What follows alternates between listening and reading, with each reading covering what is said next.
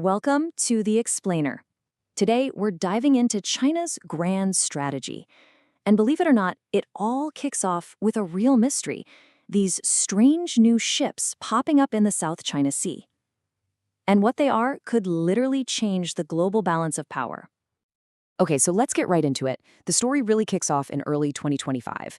Satellites are doing their thing, and suddenly they spot something, well, something new.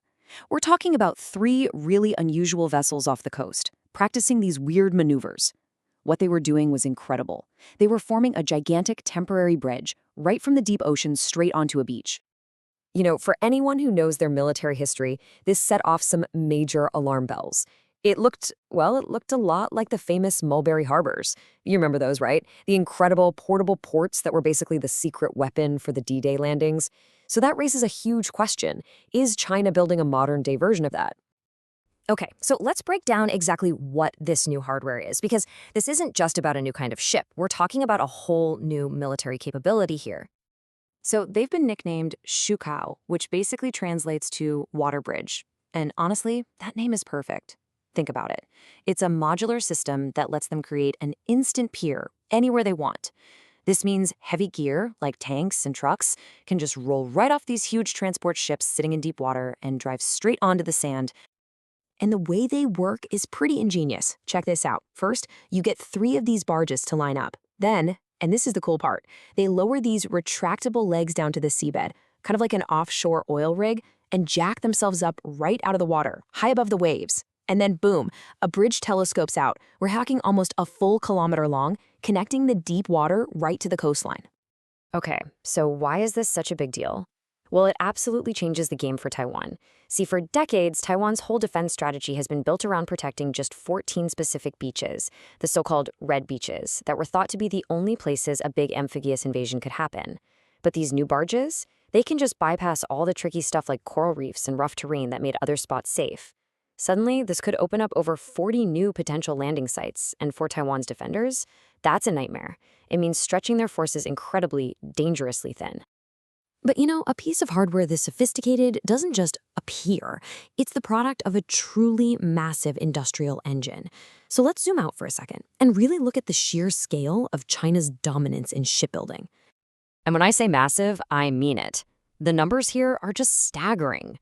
In 2024, China built over half of all the commercial ships in the entire world by tonnage. In the United States, by comparison, just 0.1%. It's not even close.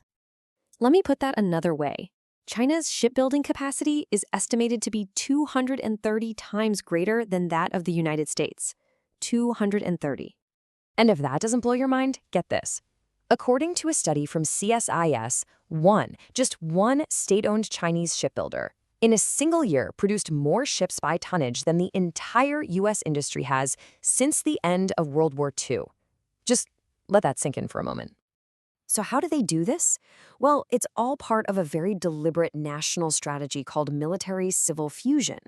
And what that means is that there's really no wall between their commercial and military shipbuilding. Think about it. The money, the tech, the skilled workers from building a giant container ship for, say, a French company can be directly funneled right into building the next aircraft carrier. Or, those invasion barges we were just talking about. Okay, so let's peel back another layer here. Because this grand strategy, it's not just about steel and ships.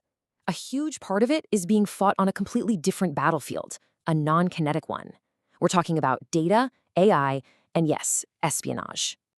Take a look at this. Way out in the remote deserts of Xinjiang, China, is building a gigantic AI megaplex. And according to an investigation by Bloomberg, they've uncovered planning documents that show a clear ambition to get their hands on over 115,000 high-end NVIDIA chips. Now, these are the super powerful semiconductors that the U.S. has specifically banned for export to China, and they want them to power this massive push into AI. And this ambition, it definitely doesn't stop at their borders. Intelligence chiefs in the West have been sounding the alarm about the potential for espionage on an absolutely massive scale. For example, the former head of Britain's MI6 warned about a proposed location for China's new London embassy because it was going to be built right on top of key data cables for the city's financial district. The fear was that they could just listen in on everything. It really highlights this broader strategy of collecting enormous amounts of data for who knows what future use. Okay, so you've got this incredible industrial capacity, and you've got this growing tech prowess. What do you do with it? Well, China has started to project its power on the global stage in ways that are more and more assertive. And the goal here is pretty simple: to make other countries think twice or three times before ever intervening in their affairs. And if you look at the last few years, the pattern is really clear, and it's escalating. I mean, they built a one-to-one scale replica of America's newest aircraft carrier, the USS Gerald R. Ford, out in the desert, just for missile target practice. They've sent naval flotillas on unprecedented exercises circling Australia. They're constantly sending warships near Japan, and they're now sailing their aircraft carriers past key U.S. defense lines in the Pacific. Every single one of these moves is a carefully calculated message. What you're seeing here is a direct clash of strategies, a real high-stakes chess match. On one side, China is using what they call the three warfares. That's psychological warfare, media and disinformation warfare, and legal warfare, or lawfare. The idea is to win before a shot is even fired. On the other side, you have the US and its allies. Their response is basically to try and make the entire region impossible to invade. They're doing things like fortifying islands into unsinkable aircraft carriers and embedding small but very lethal units in key locations to bog down any potential attack. Okay, so we've talked about the barges, the massive shipbuilding industry, the tech race, the global power plays. How does this all fit together? Let's pull all these threads into one place and look at what analysts think a potential invasion of Taiwan could actually look like, using all these pieces. From everything we can see, a successful operation would have to be like a perfectly timed symphony of destruction. It would likely start disguised as just another large-scale military exercise.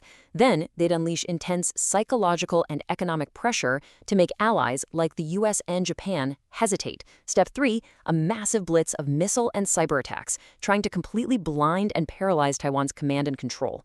And only then, after all that, would the amphibious assault begin. And that's where those Shukou barges become absolutely critical for landing huge amounts of heavy armor fast. The final move? Create a no-go zone with ships and missiles to seal the strait and block anyone from coming to help. The whole strategy here is built on one thing: overwhelming speed and scale. By using those new barges, plus their enormous fleet of civilian ferries, which can be commandeered by the military, analysts estimate that China could land something like 8 heavy brigades. That's up to 60,000 troops in all their vehicles, in just the first 24 hours. The hope would be to win the fight before the rest of the world even has time to fully grasp what's happening. And all of this really leaves us with a stark, defining question for our time. This whole competition in the Pacific has become a race against the clock. On one side, you have China's strategy, which is all about speed, integration, and winning a lightning-fast, decisive victory. On the other side, you have the West strategy, which is built on endurance, resilience, and the power of alliances. And the big, critical question, the one nobody knows the answer to, is who is ultimately going to control that clock?